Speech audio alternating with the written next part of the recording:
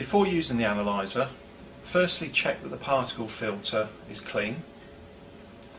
Also check that the water trap has no moisture in it.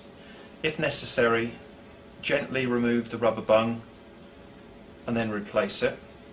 Make sure that there's no water left in the flue probe hose from your previous tests.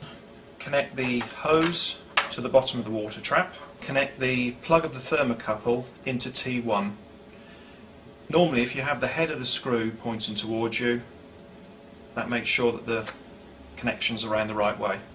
When you want to use the analyser, the first thing to do is position the flue probe in fresh air to make sure you're not in an area with any carbon monoxide.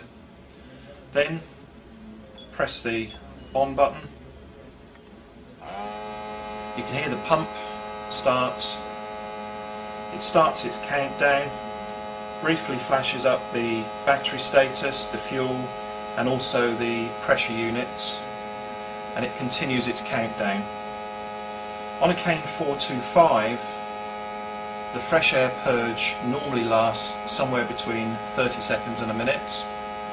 On a KANE 455, it normally lasts 90 seconds. When the instrument's finished its fresh air purge, initially move the dial to the ratio position. You can then check that the CO reading in fresh air is 0. Then move the dial to the oxygen and efficiency position. In fresh air, the oxygen reading should be 20.9%.